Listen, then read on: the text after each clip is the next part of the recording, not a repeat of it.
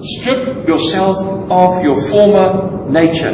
Put off and discard your old unrenewed self, in other words, which characterized your previous manner of life and becomes corrupt through lusts, desires that spring from delusion. It could be the greed for money. It could be all these pressures around us that's real in our lives, because we're all facing it. And so we find our attention attracted to something. The biggest thing today is money. We get focused towards money because of the pressures we're all under. He says, but I've got a way for you. And I want to enable you and help you so that when you're in all these pressures, to remain sane. Insanity, according to the scriptures, the kingdom, is Colossians 3, verse 1 to 3. As having been raised with Christ, now set your mind on the things above, where Christ is seated. In other words, the higher order of things, not high in the sky, the higher order of things and not the things of this earth. Aim at, set your mind at. And if you set, you by default will not be upset. But if you are not set and aiming at Him, you're going to be upset by default. And the world around you is going to upset you. And there's going to be turmoil in your situation in life. So we're all going through this, every single one of us.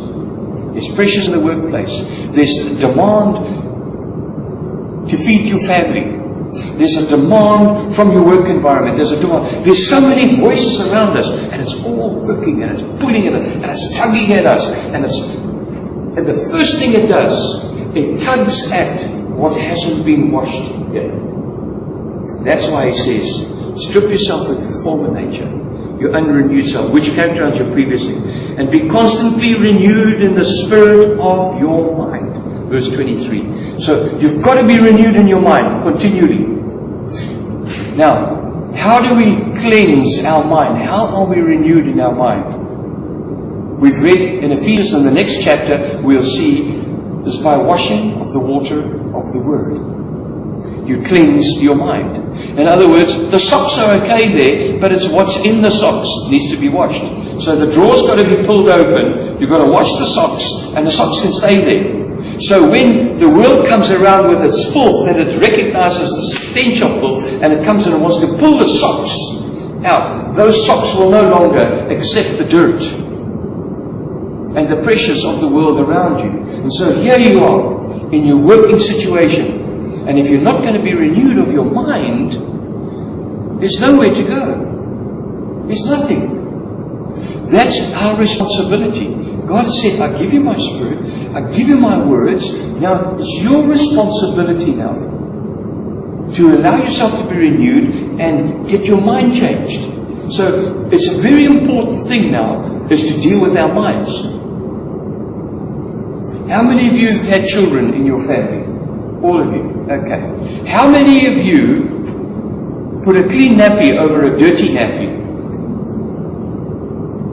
Because it could work for a short while. But one thing you can't hide is the stink will still come through. Guaranteed. So you can't put a clean nappy over the dirty nappy. You've got to remove the nappy, clean it, and then put a clean nappy over. And you get that lovely baby powder smell and all those things. And everything's fine for a short while. Until. Because that baby is growing in the world. And what happens? He puts food in him and whoop, there it comes again. What do you have to do? Continually clean. Otherwise that baby becomes ill. Nappy rash destroys everything to us. So we've got to continually be changing and renewing our mind. Otherwise, before you know it, we've got this old garment on again. And then you work in your and walk in your and working environment, and you know what happens? Every bit of pressure is going to take you away from being set, and by default you're upset. And that is where faith comes. Faith is the exercising. Patience is the process through the journey. Patience is not at the end, and patience is not learned at the end, and patience is not there available in the beginning. Patience is learned through the journey. Is there. So patience, long suffering, all these things are there, and it's by faith we tackle these things. knowing that something's going to come out of me. How do I do that? Because I've been renewed in my mind. Somewhere inside there's still clean socks, even though there's dirty socks still. And those clean socks are crying out, you've got something inside that you can draw off. You can draw off. You can draw off in your situation. So that's where we're going to go. And he says, verse 23, be constantly renewed in the spirit of your mind. Okay? And put on the new nature, created in God's image, in true righteousness and holiness. Alright, very interesting.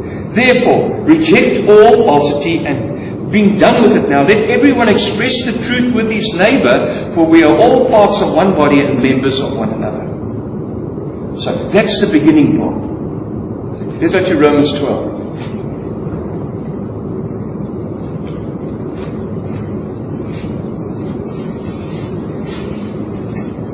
Was a soldier, a Roman soldier. Romans 12.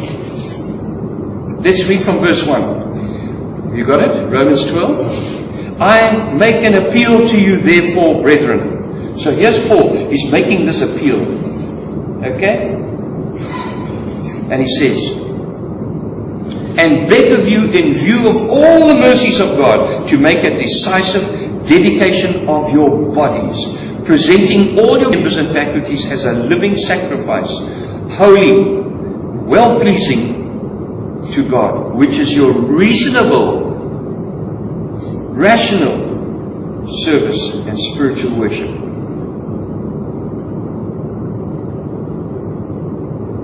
You see what he says there?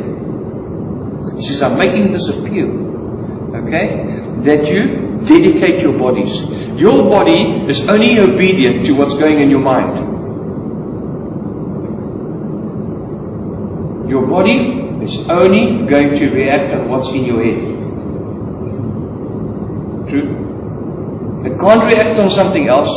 It has to go through you, and you have to make a decision to do it. Your body will not do it otherwise. So if we're putting on weight, we know this. We've chosen to eat.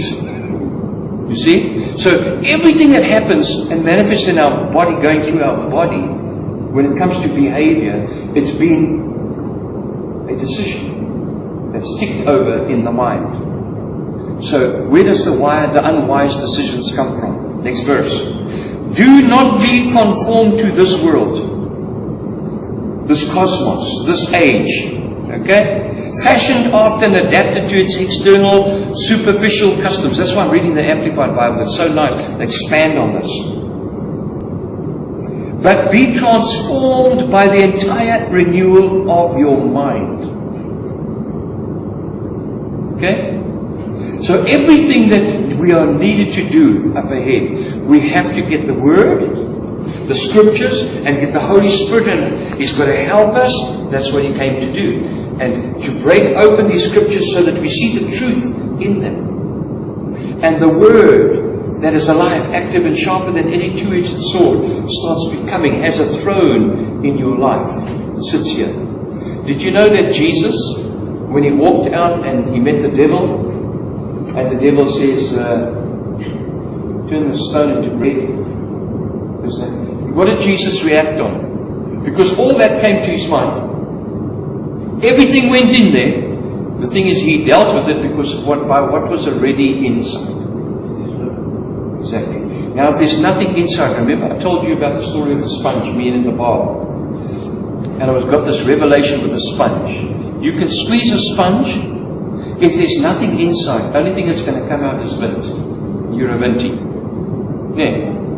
If there's dirty water, all that's going to come out is dirty water. If there's a mixture of dirty and clean water, what's going to come out? A good clean dishwater. But it's going to come out. So he says, now, be renewed, get the sponge renewed and cleansed. So, because I put a guarantee, in this world you are going to have many problems.